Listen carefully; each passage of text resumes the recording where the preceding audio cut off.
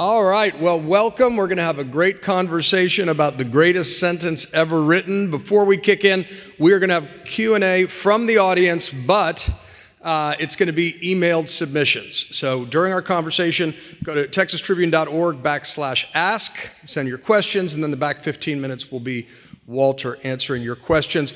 Walter Isaacson needs very little introduction, but he is one of America's best-known, most respected, popular, and literary historians, author of books on everyone from Ben Franklin to Leonardo da Vinci to Steve Jobs and Elon Musk. I did note one of his first books was a collaboration with Evan Thomas called The Wise Men. And y'all maybe saw Nick Thompson in this room right before. Yeah. We were just walking on the street. One of the people in that book is his grandfather, Paul Nitze. No kidding. That's his grandfather? Yeah. Well, I was going to say that it's appropriate because you are clearly one of the wise men of our time. So, Walter, this book is a departure. You have become noted for weighty, well-researched, well-written tomes, the Genius series. This is a brisk romp through the greatest sentence ever written. Why did you decide to take on this book now? Well, we're about to hit our 250th birthday, and we're really in no mood for a birthday party, because we're all divided and, partisan. You know it better than anybody. And I remember we went through Watergate, Vietnam, and the riots of the early 70s, late 60s. But then we came together for the bicentennial, Gerald Ford, others ringing the Liberty Bell. And I thought, how can we, and I mean we like Meacham, many of us, try to do things that will rally the country to celebrate our 250th by reminding us what we share in common. And I'd always played with this wonderful second sentence of the Declaration, which is, we hold these truths to be self-evident. And when I was writing the Benjamin Franklin book, in the Library of Congress is the first draft of that document that Jefferson wrote, but he was on a committee because the Continental Congress had to put together a committee in June of 1776 to say, hey, why are we, a decent respect for the opinions of mankind means we got to explain ourselves. It may have been the last time Congress put together a good committee. It has Jefferson, Ben Franklin, John Adams on it. And All the famous. And those of us who were once writers and then became editors, I love looking at how Franklin, using his printer's pen, is crossing out words of Thomas Jefferson, and this sentence is evolving. And so in the back of my mind, I always wanted to do that.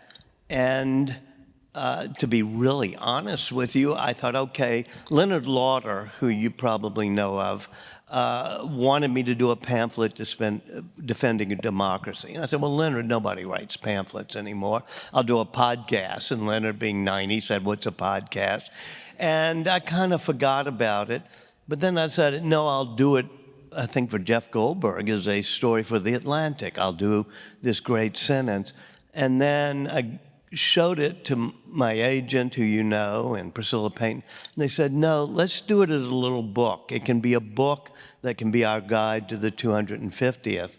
And so it's both a book and it's also in The Atlantic this month. So, well, and it really is. There's a part of it is in The Atlantic. Well, your voice is also really present in it, which is really pleasant to hear. Let's just set the table stakes. The book is organized sectionally around the words, deep cuts, deep dives. The first word is we. Yep. Now, before I had never really clued in on the fact that obviously the Constitution begins with we, but this most famous sentence of the Declaration does as well. There's meaning in that, you believe? Yeah, it's not we 59 people hanging here in Philadelphia that they're talking about. They had all been seeped in the social contract theory of that period. John Locke, Hume, Hobbes, Berkeley, of the Enlightenment, which is, where does the power of government come from? And up until then, it had come from the divine right of kings or the swords of conquerors. They were the ones who got to rule. And then you have Locke, especially in the second treatise, talking about when we form governments and form societies, coming out of what they called the state of nature, which is when we were all as anarchy, he said, we form a social contract in which each of us as individuals decide to deposit some of our rights, but we get from it this social contract of a country. The United States is really the first country ever to actually do it via a social contract like that. And that's what they meant by the word we. And that, that's where citizens, not subjects, but the word is weighted, even though it's tight. Self-evident is another word that you dig into, and here's where explicitly where I think Jefferson had written sacred, and importantly, Franklin took out his editor's pen, slashed it, and said, no, self-evident. Yeah, it's a really cool, in fact, the book is really a very short book, pamphlet, but the in leaves have this edited thing there where you can look at this first draft. And there you see, we hold these shoes to be sacred, and Franklin had a printer's pen with dark backslashes, and he crosses out the word sacred and puts in self-evident. And he's saying we're trying to create a new type of nation in which our rights come from rationality, not from the dictates of religion. And I think Jefferson, who was not conventionally religious, had put in sacred just as a, lazy writer, it sounded good. And so they accepted that it should be self-evident. Now, what does the word self-evident mean? And most people say, oh, well, it's just a fancy way to say obvious. These hold these shoes to be obvious. Not really. Franklin had been in Great Britain for the early 1770s as an agent for the colonies trying to convince Parliament to get its act together. And he becomes really close friends with the greatest, English language at least, philosopher of that period, David Hume. And David Hume invites him to come stay in Scotland, where David Hume lived, and says, oh, my cook makes the best sheep's head soup in all of Europe. So Franklin, who loves stuff like that, stays for a month. And Hume was developing his theories of truth, which is one of the most important fundamental theories of philosophy. And he says there are two types. He divides truths into two types. One are synthetic truths. We have to gather facts, and the facts say it's right or wrong. An example being Philadelphia is larger than New York. The other type are self-evident truths. Yeah. And self-evident truths are ones true by just logic and definition, like all bachelors are unmarried. And what Hume said is if you're going to figure out whether or not New York is bigger than Philadelphia, let's say now, you have to go and find out how many citizens live here and compare it. But if you want to find out if all bachelors are unmarried, you don't have to go asking bachelors, do you have a wife? It's self-evident. And they wanted it that way because when you say all are created equal, well, if you're going around looking, people aren't equal. Some are better basketball players, some are better scientists, some are, better looking. You're all three. But they say, no, this is not a truth where you have to go check and see if it's right. It's a truth that's self-evident because we all came together in this social contract. So we all have an equal stake and equal rights in that contract. So, not only is that a great illustration of why words matter, but the idea of Ben Franklin and Hume spending a month together bonding over shared love of sheephead soup. Yeah. Wow. Good. There's a play in there somewhere. All men. There's a good play called 1776, but what they didn't get right is 1776, all sorts of things happened. Hume writes the history, this whole thing. Obviously, we know what happens in America in 1776. Adam Smith writes The Wealth of Nations, all in this 3-month period. So it's not a great musical, but somebody should just write a book about those 3 months. About the spring of 76 or the summer. All men are created equal. The phrase all men, this obviously is the subject of much self-recriminating debate. The founders, the vote went to white landowning men, but they had a more expansive vision. And I was struck by the fact that Jefferson, a slave owner himself, obviously, in the first draft, takes a real swing against slavery. He calls it a cruel war against human nature. Yeah, there's a contradiction in the birth of our nation, and in particular in Thomas Jefferson, the person, of how could somebody write that all men are created equal when he's enslaving more than 400 people. Imagine the little scene of these three people in Philadelphia, Franklin, Jefferson, and Adams, on a place in Market Street, second floor, rented rooms by Jefferson. He has a mahogany desk he's brought from Monticello. It's sort of a lap desk. There's a fourth person in the room, Robert Hemings, his slave, who's his valet and butler, helping him out. It will end up that Jefferson takes the younger sister of Robert Hemings, and she becomes his mistress. And yet he's writing this sentence. And Jefferson particularly realizes that slavery is abhorrent. And the original version of this sentence, well, the sentence goes back to John Locke's second treatise, where he talks about life, liberty, estates, and property, which we can get to. But he also, in the Virginia Declaration of Rights, which was June of '76, they say, all men are created equal, and they put in a phrase, when they enter into the contract of society. That phrase was designed to exclude slaves because they knew they had to get around this thing. Jefferson doesn't use that phrase. I have a belief that they wrote this sentence, and you can take every part of it, knowing it had to live and breathe and grow. And over time, and that when you say all men are created equal, you're not stating something that we've achieved in the colonies, but you're saying, here's the mission statement for this new type of nation. And it does become the mission statement. 7 years later, when Lincoln's dedicating the battlefield at Gettysburg, he obviously quotes the sentence. He says, 7 years, dedicated to the proposition that all men are created equal. You had 1,300 people they were burying in that cemetery that were struggling to make that sentence be a mission statement and an aspiration, not just a static thing. And Gary Wills, in his book Lincoln at Gettysburg, talks about how the mission of that speech was to reorient the nation back toward the Declaration, away from the debates over the Constitution. Created equal, we focus on the word equal a lot. The created is a really interesting modifier, as you just sort of hinted at. It sets an expectation.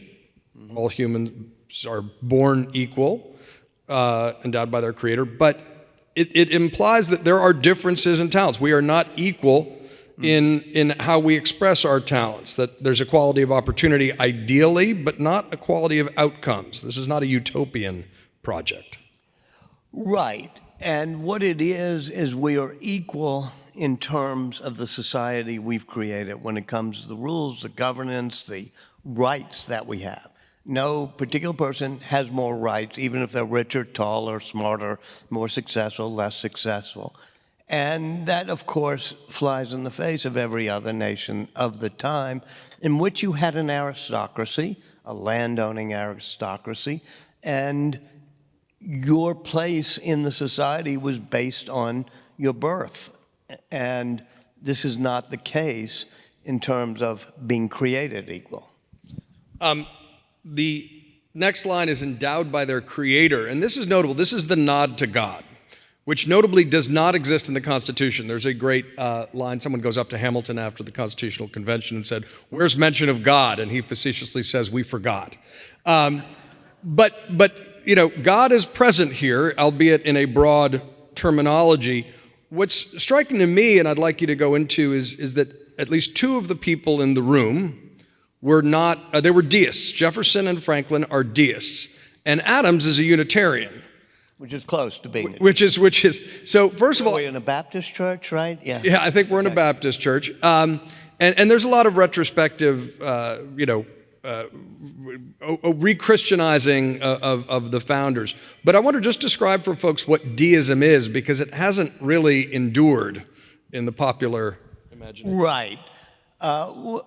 When they do that second sentence and Franklin crosses out sacred and puts self-evident, it goes on to say, and by the equal creation they're endowed with rights. And then you see John Adams's handwriting. He puts in endowed by their creator with rights. And Jefferson is very much of a non-religious type. He capitalizes almost every word in the sentence in the first draft, which is rights and but creator is in small case. And then the next draft, they capitalize it. So you can even see in the copy editing of the sentence, they're trying to figure it out. And what it was deists believe that there's not a personal God, one that you can pray to and will intervene and cause miracles and break the laws of physics in order to have Tulane win the football game today or something. That just doesn't work. But there is a creator, some person benevolent who set in motion, sometimes clockmaker is what Einstein calls it, set in motion the universe, but is not somebody who's daily fiddling with us. That's the core of deism, and you find out your notion of the creator through nature's laws. In fact, if you go to the first sentence, the one right before this one, it's the laws of nature and of nature's God is what they say has done it. And that is a very deist conception, that there's just laws of nature and nature's God, but not a. And I think that even Adams was a Unitarian. None of those three believe in the divinity of Jesus, for example. Jefferson, as you know, in Monticello, has the Jefferson Bible. You can still look at it. And he took a razor and he cuts out from the Bible all the mentions of the miracles of Jesus, but leaves in the moral teachings of Jesus. And so that was Jefferson's way of looking at it. Franklin, on his deathbed, Ezra Stiles, then the president of Yale, says, okay, you say, conventional religion, do you believe in the divinity of Christ? And Franklin says, it's one of those things I don't have a whole lot of knowledge about, and I haven't proselytized about it, and now I've quit worrying about it because I know I'm going to find out soon enough, because he was about to die. So they're not conventional, and you called it, and I'd love you to speak on this because you know more than I do on it, but the re-Christianizing, where we now cast the founders as being a little bit more conventionally dogmatic religious than these three were. Yeah, look, I think it's a very human nature, sometimes pushed from the pulpit to try to fit our founders into our narratives, many of which are deeply held. Washington is a great example, the praying at Valley Forge, an iconic image. Washington is an Anglican, but he's almost equally a Mason. And he deeply believes that, and I wrote a book on the farewell address, that America, a democracy, a self-governing society, needs virtue and morality to survive, and that religion is probably the best way to communicate that. But he himself got in trouble once, or often, for refusing to take communion. And once he was castigated by a preacher in a church, and at lunch afterwards someone said, did you notice that the preacher, seemed to call you out? And he said, I did. I said, well, what are you going to do? And he says, I'm not going to that church again. I wonder, just to flip it back, why do you think deism hasn't made a resurgence as such, given that it was actually a predominant faith among many of the founders? Well, I think we were in the Enlightenment then, which is called the Age of Reason. And there was a real movement because of science, is one of my theories on it, because Newton had just come up with the laws of force and counterforce and making everything in this cosmos, this universe, explainable by certain laws.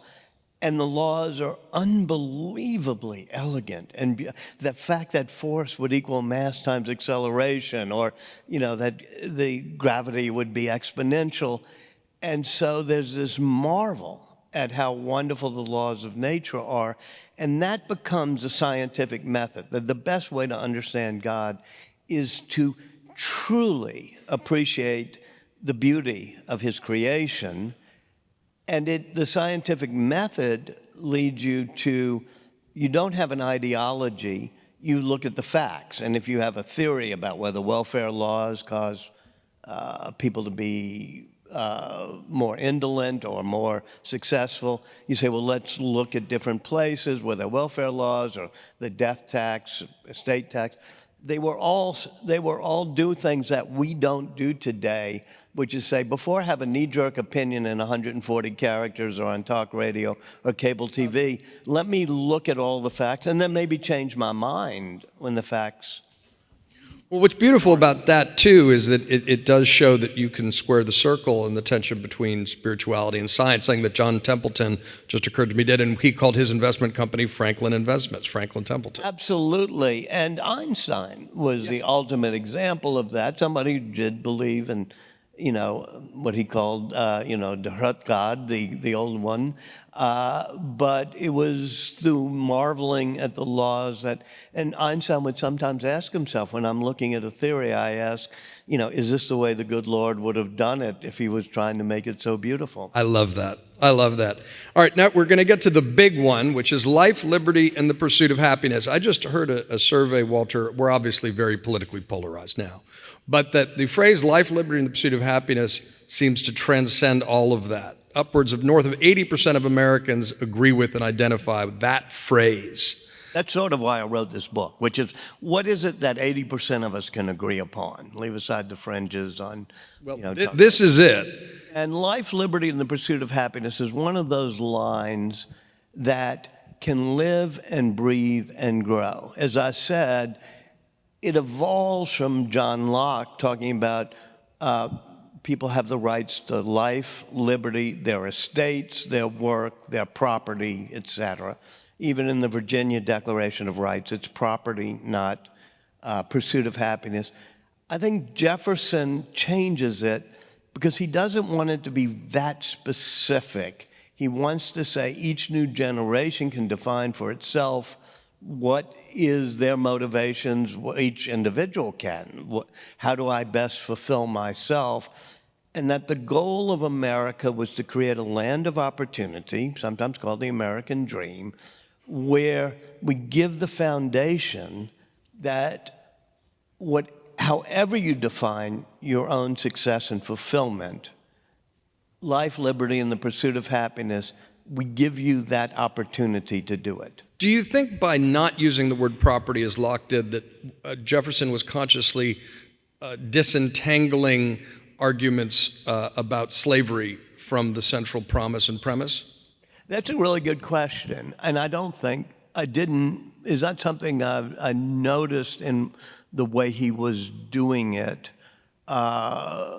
Because, as Gary Wills said too, he has that sense of what is real fulfillment. Is not just, as they say, a dream of riches, dreams of wealth, but a dream of being able to contribute to society, to contribute to your family, and to be useful. And I think that's what he was saying. Do you know, where did he get that felicitous phrase, the pursuit of happiness? It's not in any of the precursor documents or statements, and it is that beauty that he had as a writer, which is why the committee chooses him to do the first draft. And so it's a cadence of the King James Bible. It's everything. Life, liberty, and the pursuit of happiness. It scans perfectly. It really, really does. Now, you spend the largest sections of the book, I was happy and surprised to see, are actually about concepts of the common ground and the American dream.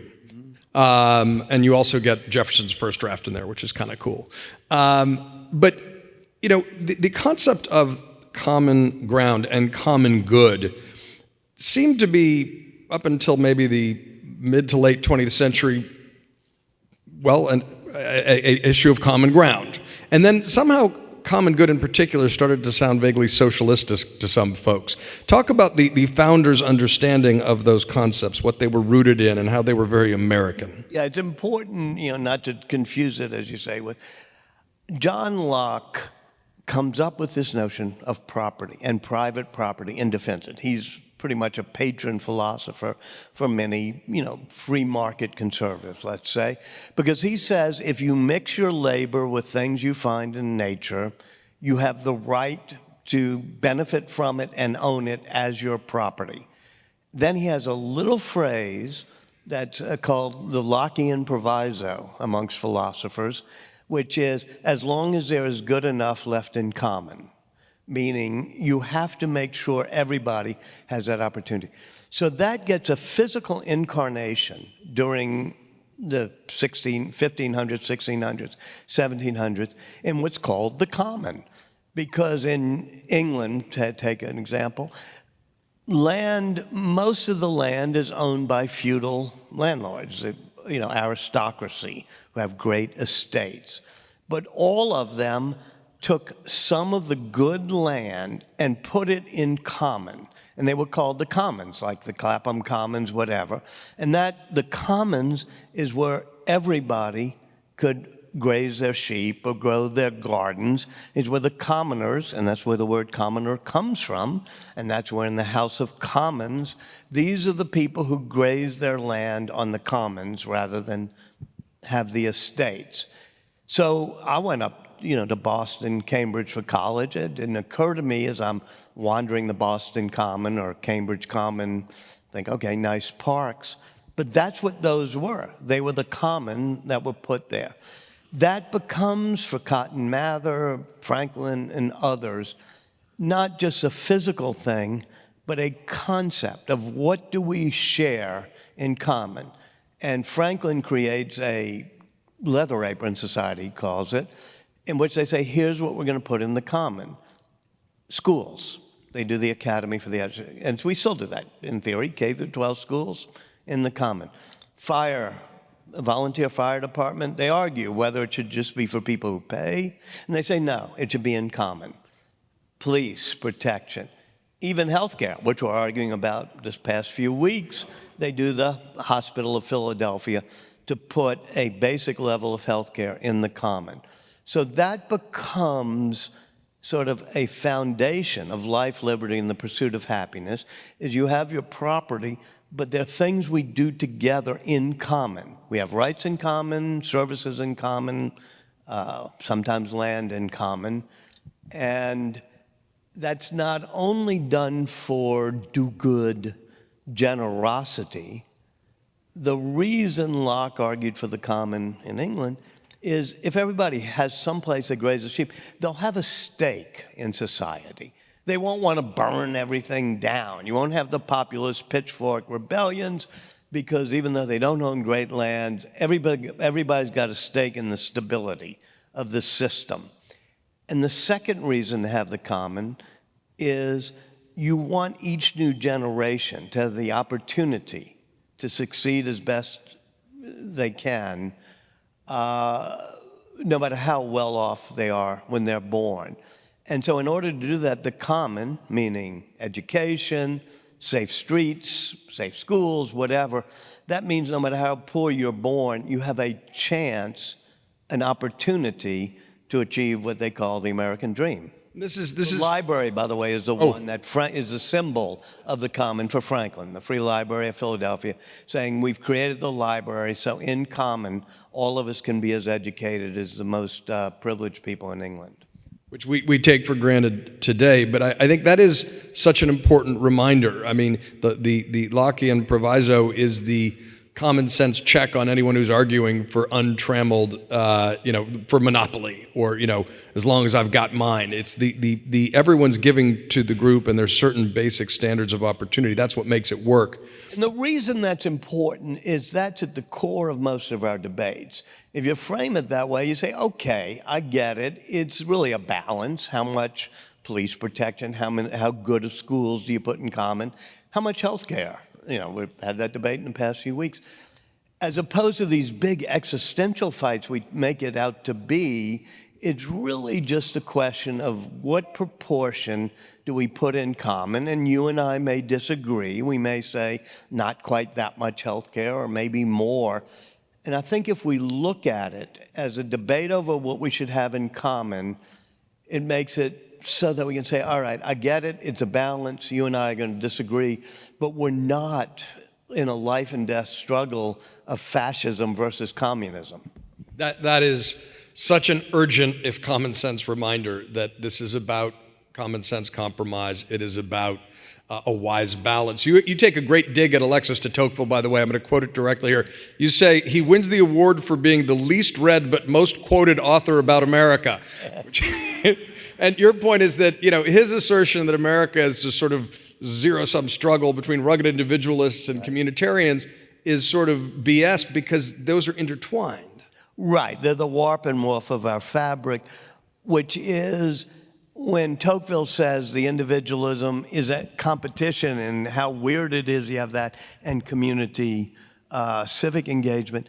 If you look at Franklin and you look at others, you had rugged individuals, but they came together for volunteer fire departments or sewing bees or barn raisings. And this was sort of a part of the American character. And let's just press on that because one of my favorite patriotic flags that I think we should make a symbol of our 250th predates the Declaration, which is Franklin's Join or Die flag, which was a little bit ahead of its time, but underlies that point. Why don't you talk to folks about that? Join or Die, it was a snake cut up into 13 colonies and how we all have to unify. It was actually a cartoon in his Pennsylvania Gazette that then becomes a flag. And in some ways, that's, I think, our motto for the 250th birthday. When they signed the Declaration, John Hancock, with the famous flourish of a handwriting, says, with all these contending forces, we must all hang together. And then Franklin says, yes, most assuredly, we must all hang together, otherwise we will all hang separately, sort of referring to what would happen if they lost. And I think that's the goal for the 250th, is remember, how do we all hang together? I have that flag flying in front of my house. Yeah. So, in addition to the American flag. All of this is about the American dream, right? This is a sentence that's about our animating ideals. And the book really illustrates brilliantly and accessibly why each word matters, how this hangs together. The American dream is your last full section, and I didn't realize the term had been actually popularized as late as 1931. But it was about this ideal of equal opportunity. But you talk about how, in measurable ways, it's decreasing. Yes. The idea that each new generation has an opportunity, that we're a land of opportunity. One reason we're afraid as a society is not simply because of politicians and talk radio. It's because we have messed up the American dream in the past 40 or 50 years. If you were born the decade I was born, you had an 80% chance of being more successful and having more goods and house and everything else than your parents. 80%. 80%. Inflation adjusted, 80%. If you're born in the past 20, 25 years, you have less than a 50% chance. That should be a gut punch. Yeah. Because if more than half the people know they're not going to do as well as their parents, and more than half the parents know their kids are going to be less well off than they are, you've destroyed the American dream. And there's many ways that's happened. I used to be a real believer in free trade, free immigration, free movement of capital, outsourcing of jobs, because that would create wealth. And indeed, it created great GDP. But it left behind a whole lot of people. And when people don't have the opportunity of good jobs and good wages, and you combine that with a society that's taken things that are in the commons and then sort of skybox them or velvet rope them, which means it used to be we did many things together, but we used to go to Fenway Park and all go in the same entrances and sit in the bleachers and eat the same soggy hot dogs. But now there's a VIP entrance, and there's a first-class entrance, and there's a skyboxes, like same at airports and anywhere else, and most importantly, on things like education. You know, certain people get different types of My parents and grandparents all went to Fort J High School, public school in New Orleans, but at a certain point, the phrase that John Locke uses is enclosure, because you have the commons, but you can fence off part of it for private use, and you have to be careful not to have too much enclosure. So in the past 40 years or so, we've done so much that without us thinking about it, we've lost the American dream. How do we reset the balance without going towards lurching between extremes, as you see it? I'm taking you to the present. Yeah, I mean, the end of the book is the way forward, and it's a little bit talking about Ben Franklin and many others, how they all see the need to create a great civic society which helps us become a land of opportunity. Benjamin Franklin, during his life, starts the hospital, the library, the school, the street sweeping corps. Then he does a widows and orphan pension fund, sort of like our Social Security. He even creates a revolving fund for entrepreneurs who want to start businesses that they have to pay back. And after 200 years, those revolving funds are still there in Philadelphia and Boston. And during his lifetime, he donated to the building fund of each and every church built in Philadelphia. One point, they're building the new hall next to Independence Hall. That's for visiting preachers. And he says, even if the Mufti of Constantinople were to send somebody to preach Islam to us, we should offer a pulpit, and we should listen, we might learn. And on his deathbed, he's the largest contributor to the Congregation Mikveh Israel, the first synagogue. And so when he dies, instead of his minister accompanying him, his casket to the grave, all 35 ministers, preachers, and priests linked arms with the rabbi of the Jews to march with him to the grave. That is what they were setting up in 1776. And after 249 and a half years, it's what we're going to have to fight for next year. Recreate that vision of pluralism, the rebalancing towards the common good. Of understanding the notion of balance, that it's not an all or nothing communism versus fascism, social struggle, but let's figure out health care. 80% of people in this country, given a full day and briefings or whatever, could agree on 80% of what we need to get to have health care, whatever it may be, anything. Abortion, you could even do it. But our media, our politicians, everything are there to tear us apart. And I think, you and I bear blame. You were at CNN, I was at CNN.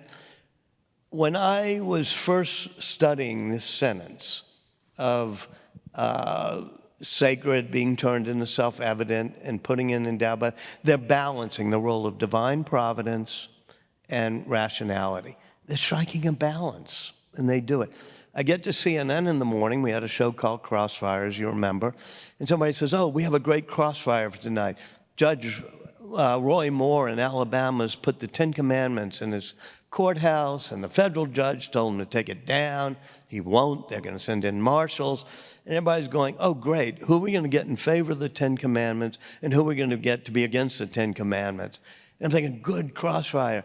Then I got home that evening, and I was looking at this sentence and saying, wow, there our founders are understanding balance, how to get the balance right.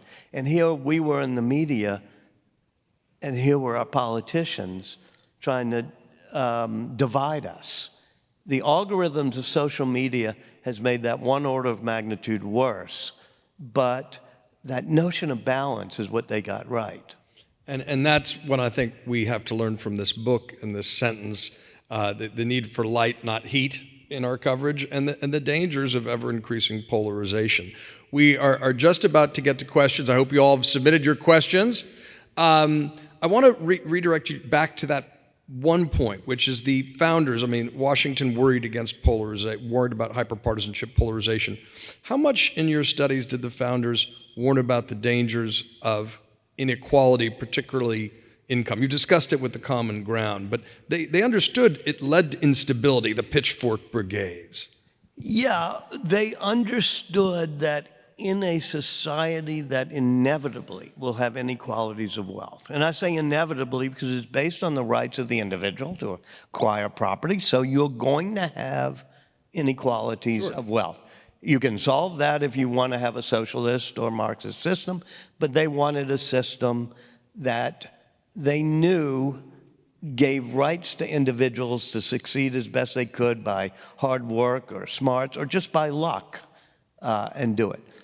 But they felt that the way to stop the pitchfork brigade from coming, and by the way, they had pitchforks then. Shays' Rebellion was that very thing. It's around, well, you know when it was, it's 1780, 79, whatever. It's Washington's. Yeah. And they realized that people would revolt unless they all felt that they had some stake. So that's what they create, which does allow us to have inequalities of wealth. Yep. But everybody can feel, well, I can get good education, my kid will have a better job, I can get health care if I really need it. Once you start taking those things out of the commons, you actually hurt the ability for people to get great wealth, because in the end, you get the populist revolt. We're hammering it home because this simple sentence retains the force of revelation. Walter Isaacson, thank you for writing this book. We're going to get to your questions now. There is a moderator here who's going to read them out, and Walter will take your questions. Yes, hi y'all, I'm Kate McGee. I'm an investigative reporter at the Texas Tribune. Thank you both for this conversation. Bob Armstrong, our first question comes from Bob from Houston. He asks, history often moves in cycles of disruption and correction. From your vantage point as a historian, how should we interpret the Trump administration's break with political norms? As an aberration, a symptom, or an inflection point? The big question in history is, does it swing in pendula, which we've seen, 20, 30-year cycles. Even the elder Arthur Schlesinger, as well as Arthur Jr., does the cycles of American history. And the counter theory is that it's like a ratchet, and it ratchets up, or the badness ratchets up, or whatever, and it doesn't go back to equilibrium. And the question right now is, not just for Trump, but for the whole lack of ability for ourselves to be unified as a society, is that just an inevitable ratcheting for the worse, or can we swing it back? The thing about the pendulum theory is the pendulum doesn't swing itself. You got to have people do it. And so the point of this book and the point of the discussion for the 250th is, why don't we push the pendulum back towards a more sensible, balanced position?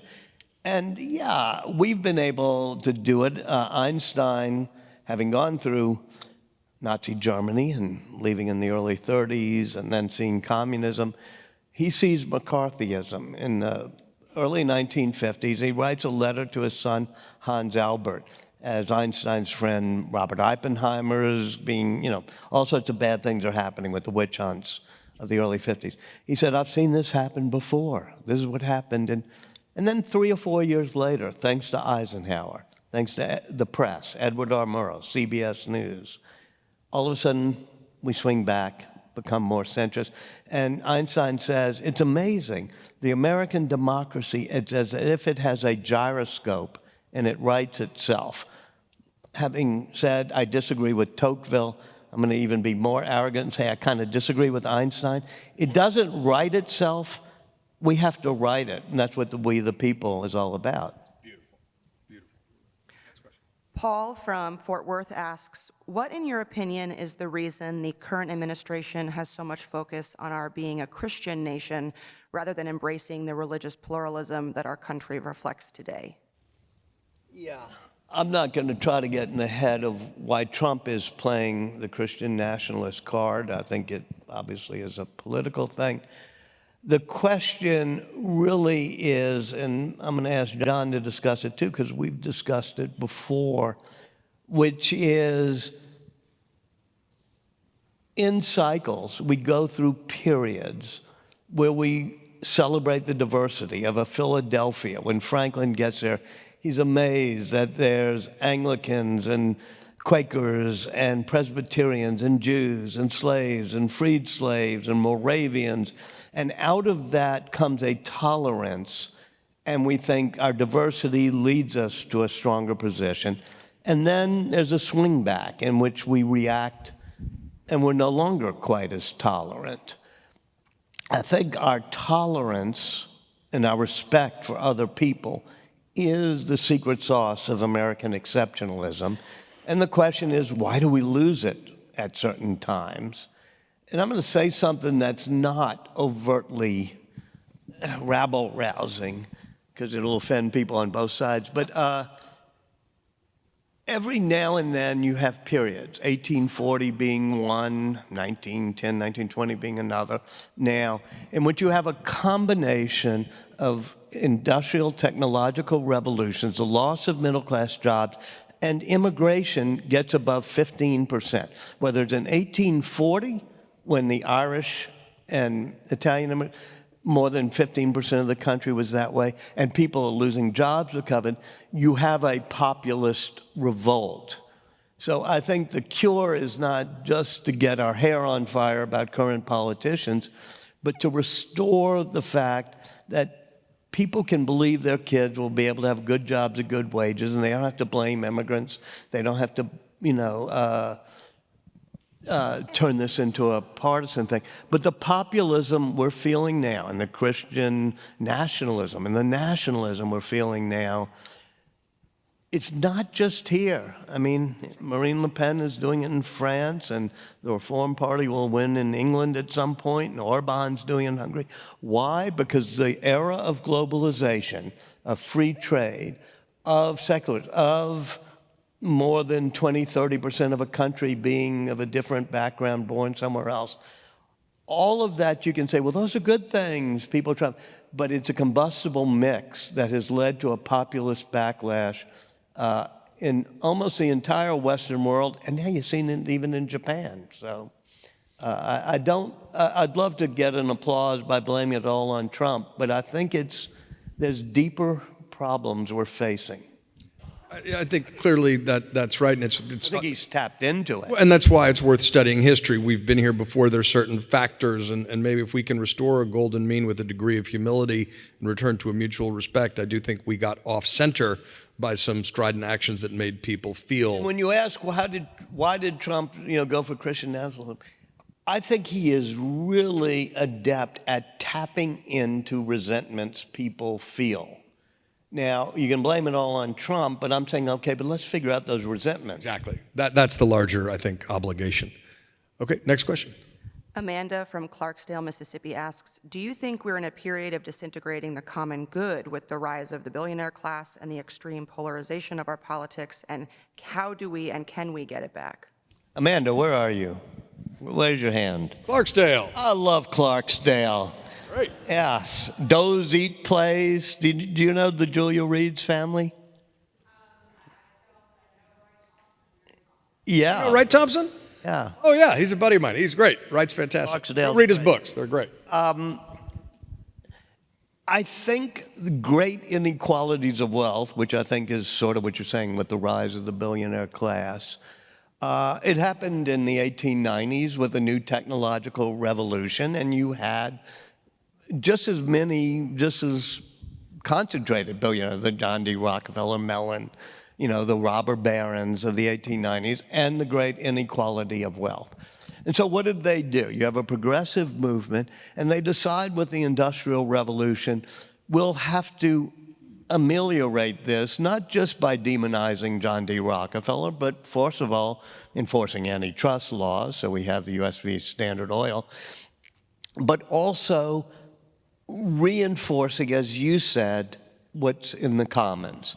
And so high school was not in the commons. Education was basically through what we might call 8th, grade or something. Horace Mann, all these progressives, right in the 1890s, decide if we're going to go into a new industrial age, high school has to be free and seamless. Everybody is expected to do it. There are many other things we do during that period, child labor laws and things, but partly it's to increase the opportunity for everybody. I think that was the approach they used, even though they tended to demonize the billionaires. I think your friend Teddy Roosevelt calls them malefactors of great wealth. Yes. You know, and he runs against them. But his square deal for the American people and the bully pulpit he uses is to say everybody's going to get a square deal.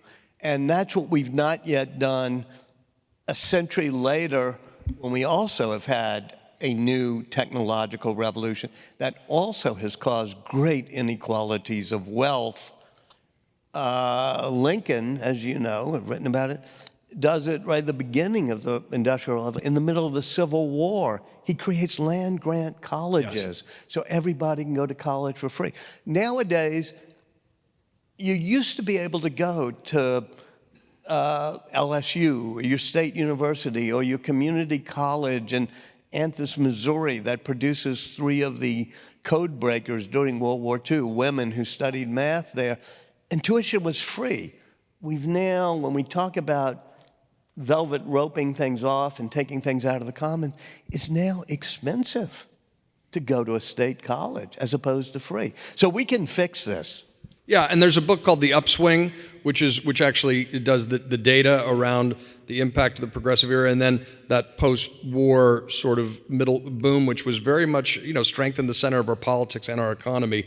And Teddy Roosevelt, certainly, particularly late period Teddy Roosevelt, is very focused on these issues. So it's a very American debate. This is not some socialist import grafted onto our culture, as some people characterize the progressive movement. 2 historians saying, hey, you got to Nerding remember out. history. Yeah, exactly.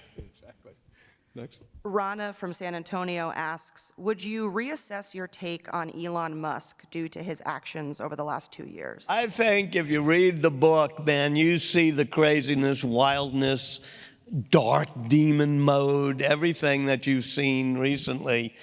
I think, like Thomas Jefferson, and I shouldn't put him up there with Thomas Jefferson, but everybody is complex. They have a really dark demon mode, and it particularly comes out in cycles. 2008, 2018, beginning of this year, he goes into demon mode. But he's also able, he's 90% of all payload to orbit in the entire world. This year it will be from his rockets. So he's a complex character. But the dark demon mode you saw him when he went into government is the same dark demon mode. And the book has him turning towards Trump, finding his father figure in Trump. So I don't think I'd have to revise anything in the book, and I don't think I'm up for writing a sequel to the book.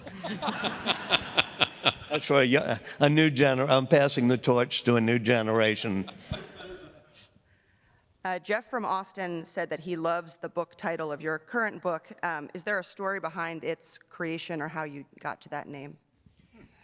Yeah, the greatest sentence ever written, which sounds, but I thought about it for a long time, and you want people to debate it and say, well, what about in the beginning God created that? And said, so there are other sentences. But I'll give John Karp and Priscilla Payton. Do you know them? Were you Simon & Schuster, right? Yeah. Simon & Schuster are a publisher. Shout out to publishers. I'm sitting there in a meeting with them saying, okay, I was about to write this for Jeff Goldberg. No, let's do a book. And Karp, I had used the phrase for opening few paragraphs, and thus they created the greatest sentence ever written by human hand, is what I say. And Karp just says, that's the title, the greatest sentence ever written. So. And titles matter. That's a good one. We have another question about the billionaire class from James from Austin. He asks, are today's billionaires less concerned about making America better and more accessible to Americans of lesser means and more devoted to growing their wealth no matter what? Yes. In general, that's not true of Bill Gates, who is just awesome, or Warren Buffett. So then, you have many examples. Even Jeff Bezos, we give his wife Mackenzie credit for being one of the most generous people in America. There is something that happened, though. I think you're mainly referring to the tech bro billionaire class, because you're from Austin and you can see a lot of them. And that the question is, why does Gates and others do a giving pledge, but you have a whole new class of tech bro billionaires who are more libertarian and Peter Thiel-like, I will say. If you go back in history, that is also true of John D. Rockefeller, Mellon, Carnegie, all these people whose names are on libraries now. It takes them a while. And at a certain point, they realize, oh, it's not just about accumulate, it's about what I can give back. When I was with Steve Jobs, who died far too early, but was very generous even before he died, we're in his backyard, and he knows he's not going to make it. And I said, what was it all about? And he talked about his guru in India saying to him, life is like a river, and success you can define as how many of those things in the river that people have put in, products and ideas and services, whatever, were you able to take out of the river and have and enjoy. And then Steve said, and now I've discovered, now that I know I'm not going to outrun this any much longer, is not what you get to take out of the river, it's what you get to put back into the river that defines who you are. I do not think that Steve Jobs' revelation has yet occurred to enough of the tech bro billionaires. But that's profound. That's really profound. Yeah. You can applaud for that. And by the way, the Emerson Collective, Lorraine Powell Jobs, others, is all underwritten by these things. So we can see each new generation coming along. I look at all the great Carnegie libraries and the hospitals done by the Rockefellers and stuff, and their legacy lives on not because people hardly remember what did Andrew Carnegie actually, do. Well, he created a trust that jacked up the price of steel, but that's forgotten now that every library in America has a plaque to Andrew Carnegie. And just, if you haven't read Warren Buffett's final letter, which was just issued this past week, it's a really profound meditation on the nature of service and work and humility, not just accumulation. It's pretty profound, too. Where do women and people of non-Western cultures or religions fit into the definition of we as our nation celebrates 250 years? And the phrase all men, which I, in the book, discuss the all men question. Sounds like an expansive phrase, but of course, if you say all men, and at the time the word men was used more generically, like the rights of man is what Voltaire is writing. He's not just saying the rights of male people. And I think, okay, is that what this committee and the Continental Congress meant when they said men, all men? Did they mean it to be all humanity? And the answer, unfortunately, is no. They debated it. Abigail Adams writes to her cranky husband, John, remember the women, make sure we have equal rights. And everybody remembers that letter. Cokie Roberts turns it into a title of the book. They don't remember his reply saying, that's laughable, we're not going to give up our manly privileges. And indeed, they don't. So you have a phrase that's restrictive, but the point of the sentence is that it's not, this clearly defines who we are and who we're going to be forever. It's a living sentence in which the phrase all men, slowly, this is the arc of American history. If you're an optimist, as the great abolitionist Thaddeus Stevens said, and Martin Luther King then says and gets credit for it, the arc of history bends towards justice. So in the 249 years, we've expanded what it means all men, so that it's blacks and Native Americans and non-landowners and women. But it takes a while to do it.